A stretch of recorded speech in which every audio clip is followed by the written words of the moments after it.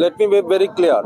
যখন আমি অধিনায়ক হিসেবে পতাকা বৈঠক করলাম, আমি বিএসএফ এর কাছে দুইটা রিকোয়েস্ট করেছি। সেটা হচ্ছে, যেহেতু ভারতীয় জনগণ বাংলাদেশের বিরুদ্ধে উস্কানি দিচ্ছে, এই ভারতীয় জনগণ সীমান্ত এলাকা থেকে সরিয়ে নেওয়ার জন্য, এবং শূন্য লাইনে বিএসএফ এর অতিরিক্ত জনবল মোতায়েন ছিল, এই বিএসএফ এর অতিরিক্ত জনবল মোতায়েন সরানোর জন্য আমার রিকোয়েস্ট কিন্তু 5 মিনিটের মধ্যে ভারতীয় বিএসএফ এবং তাদের জনগণ আমার রিকোয়েস্ট শুনেছে। ইন দি কাউন্টার পার্ট, আমি বাংলাদেশের জনগণ যারা ছিল, মেম্বার এবং চেয়ারম্যান এবং গণ্যমান্য ব্যক্তিবর্গ, আমরা সবাই মিলে আমাদের বাংলাদেশি জনগণকে রিকোয়েস্ট করেছি যে তোমরা সীমান্ত এলাকা থেকে সরে যাও, এই মানুষের ফসলের ক্ষতিকরণ। ওরা শুনেছে, বাট ইট টুক 2 আওয়ার, 2 ঘন্টা সময় নিয়েছে। বাই দিস টাইম এই এলাকার কৃষকের ধানের জমি বা বিভিন্ন ফসলের জমি একেবারে ম্লান করে দিয়েছে। তো এটা আমাদের আলটিমেটলি আমাদের দেশের ক্ষতি। সীমান্ত এলাকায় উত্তেজনা হলে আলটিমেটলি এই এলাকার কৃষকের ক্ষতি হচ্ছে।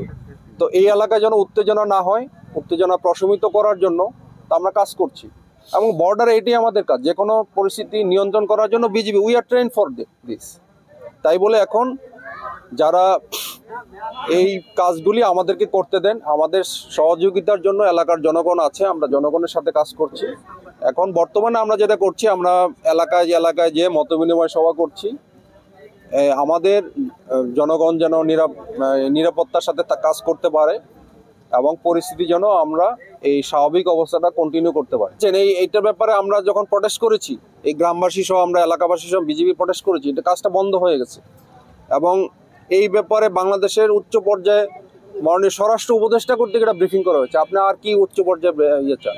যেহেতু এটা উচ্চ পর্যায়ে আছে, ওই ব্যাপারে কোনো সমস্যা নাই।